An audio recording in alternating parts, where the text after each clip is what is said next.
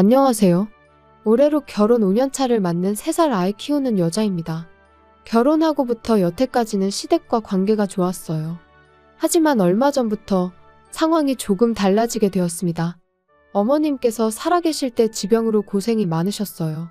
그래서 병수발까지는 아니지만 한 주에 2-번씩은 퇴근길에 시댁에 들려 밀려있는 집안일을 해놓고 오곤 했었거든요. 그러다 어머님이 결국 세상을 떠나셨고, 그러자 아버님께서는 번거롭지 않냐, 이제 안 와도 된다고는 하셨는데, 막상 한 달 정도 지나 시댁에 가보니 집이 개판이었고 아버님은 식사도 제대로 못 챙겨 드셨던 것 같았죠. 밥솥은 언제 마지막으로 쓴 건지 먼지만 한가득 쌓여 있었고, 밥솥에 쌓인 먼지만큼 분리수거함에도 배달 용기가 한가득이었으니까요. 그래서 그때부턴 다시 한 주에 1-2번은 퇴근길에 시댁에 들리기 시작했어요. 모시고 사는 것도 생각을 안 했던 건 아닌데 저희도 상황이 상황인지라 그건 어려웠거든요. 그런데 얼마 지나지 않아 제 회사 일까지 바빠지면서 퇴근길에 들리는 것조차 여의치 않은 상황이 된 거예요. 그리고 처음엔 아버님이 상황을 이해해 주실 줄 알았는데 언젠가 한 번은 술에 잔뜩 취하셔가지고 시애비를 굶겨주길 작정이냐며 전화에다 대고 난리를 치시더라고요. 그리고 이후로도 그런 일이 몇 번이나 반복되었지요. 그러자 결국 남편이 저한테 아버지를 우리 집에 모시고 오는 게 어떻겠냐고 물어왔습니다. 하지만 아무래도 14평짜리 집에 애까지 있는데 아버님까지 모신다는 건 현실적으로 불가능한 일이었죠. 그리고 지금 일이 이렇게 되고 나니 차라리 그때 모시겠다고 했으면 어땠을까 싶기도 하지만, 아무튼 남편에게는 미안하지만 그렇게는 못하겠다 말했고, 회사가 좀 덜 바빠지면 다시 퇴근길에 1번씩 찾아뵙는 걸로 하기로 나름의 합의를 봤어요. 그런데 그 후로 3달 정도 지났을 무렵 아버님이 어머님하고 살던 집을 정리하시고 저희 아파트로 아예 이사를 오셨습니다. 그리고 이 모든 일이 사전에 저희랑 상의가 되었던 거라면 제가 이렇게 사연까지 적는 일은 없었을 텐데요. 이미 집까지 구해서 이사를 오신 건데 나가시라고 할 수도 없고, 그래서 상황이 당혹스럽기는 했지만 그동안 퇴근길에 1번씩 일부러 시간 내서 시댁에 다녀오는 게 부담스러웠는데 이제 적어도 그런 부담은 없겠다고 어떻게든 좋은 쪽으로 생각하려고 했어요. 그런데 아버님이 이사를 오시기가 무섭게 바로 문제가 생겼습니다.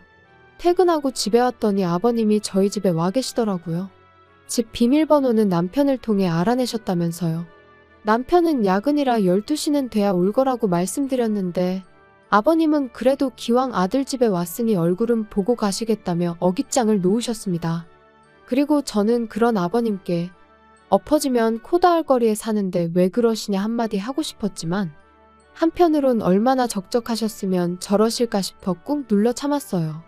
그리고 그 덕에 저는 옷도 편하게 입지도 못하고 제대로 쉬지도 못한 채 벌 아닌 벌을 서게 된 거지요. 이후로 12시가 넘어서야 집에 온 남편을 아버님은 붙들고는 놔주질 않으셨고, 그래서 마침내 집에 가실 때 시계를 보니 새벽 2시가 다 되어가대요. 어이가 없었고 남편한테 비밀번호는 왜 알려드렸냐고 따질 생각이었지만 그럴 기력도 남아있질 않아 쓰러지듯 잠들었습니다. 그리고 그 다음날도 아버님이 제 퇴근 시간에 맞춰서 집에 오시기 시작했어요.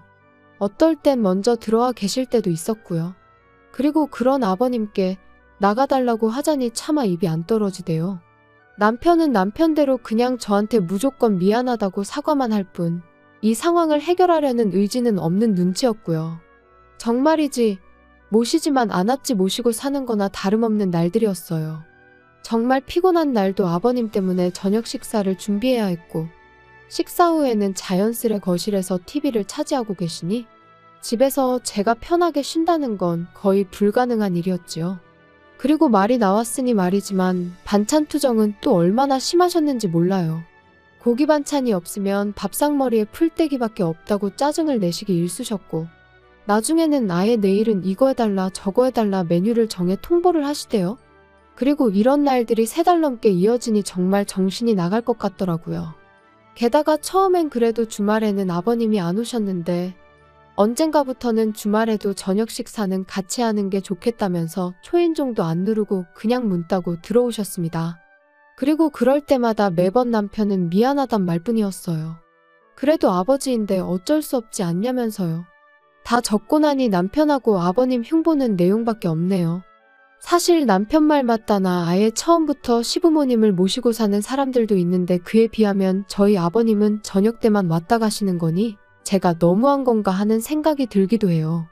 정말이지 저도 제가 원하는 게 뭔지 도대체 어떻게 하고 싶은 건지 모르겠기에 머릿속을 정리하면서 위로도 좀 받고 싶어 이렇게 사연을 보냅니다. 혹시나 저랑 같은 상황을 겪으신 분이 있다면 어떻게 하는 게 현명한 대처인지 조언 한마디 부탁드려요. 안녕하세요. 얼마 전에 어머님 돌아가시고 나서 아버님이 집 근처로 이사와 매일같이 집에 찾아온다는 사연 적어보냈던 사람입니다. 벌써 2달이나 지났다는 게 시간이 참 빠르구나 싶네요. 아니면 매일같이 시달려서 시간 가는 줄 몰랐던 걸 수도 있고요. 잠들기 전이면 항상 제 사연에 달리는 댓글을 확인했었는데 뭐하러 참고 사냐며 이혼하란 사람들이 많았어요. 그리고 솔직히 처음엔 사람들이 남의 일이라고 너무 쉽게 이혼 이야기를 꺼내는구나 싶었죠.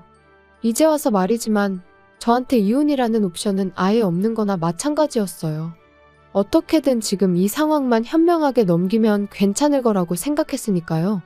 그런데 누군가가 남긴 지금 이혼하지 않으면 시아버지 돌아가시는 날까지 그렇게 시달리며 살아야 될 거라는 댓글을 읽었을 땐 뒤통수를 맞은 듯 큰 충격을 받았습니다. 남편하고 한번 허심탄회하게 이야기해보란 댓글도 있었는데 왜 안 해봤겠어요. 하지만 그럴 때마다 남편은 그저 고장난 라디오 마냥 고맙다 미안하다 말뿐이었으니 나중엔 대화도 무의미하게 느껴지더라고요. 아무튼 어찌저찌 마음속에 참을인자 새겨가며 하루하루를 버티고 있었는데 결국 아버님하고 부딪히고 말았네요. 아버님은 평소에도 반주를 즐겨 하시는 분이셨는데 어머님 돌아가시고 나서는 더 자주, 더 많이 드시더라고요. 그리고는 언젠가부턴 저희 집에 오실 때도 술은 잊지 않고 챙겨오기 시작하셨지요. 그리고 그날도 어김없이 제가 어린이집에서 아이를 데리고 퇴근을 하니 아버님이 먼저 와 계셨어요. 무슨 보물단지 마냥 소주 2병을 끌어안고요. 아버님이 아이랑 놀아주신다길래 저는 저대로 저녁 식사를 준비하기 시작했습니다. 그런데 문득 왜 이렇게 조용하지 싶은 거예요. 그래서 거실로 나가보니 세상에 아버님이 안주도 없이 소주를 드시고 계시대요. 게다가 제가 보고 있다는 걸 모르셨는지 아버님이 저희 애 입에다 소주병을 가져다 대시면서 너도 좀 먹어봐라. 음료수야 음료수 그러시는데 너무 순식간이라 이런저런 생각할 겨를도 없었어요. 그냥 너무 놀라서 반사적으로 아버님 손에 들린 소주병을 밀어버렸죠. 그리고 다행히 저희 애가 맛은 못 본 것 같더라고요. 그런데 아버님은 지금 네가 나를 쳤냐면서 고래고래 소리를 지르기 시작하셨습니다. 그리고 그때부턴 저도 눈이 뒤집어졌던 것 같아요. 아버님더러 제정신이시냐고 따졌습니다. 참고 살다간 평생 끌려다닐 거란 사람들의 말도 생각났고 제 아이를 위해서도 그냥 넘어가선 안 되겠다 싶었거든요. 아버님한테 지금 제정신이냐고 겨우 3살짜리 손자한테 술을 음료수라며 주는 할아버지가 세상에 어딨냐고 쏘아붙였습니다. 그랬더니 아버님이 그거 좀 먹는다고 애가 어떻게 되는 것도 아닌데 제가 당신을 아주 잡아먹을 기세라며 소리를 지르시곤 화장실로 휙 들어가시대요. 그리고 1분 정도 지났나 벼랑간 집안에 담배 냄새가 차오르기 시작했어요. 알고 보니 아버님이 분을 삭히지 못하시고 화장실에서 흡연을 하셨던 거지요. 어이가 없어서 화장실 문 두들기며 당장 나오시라 했어요.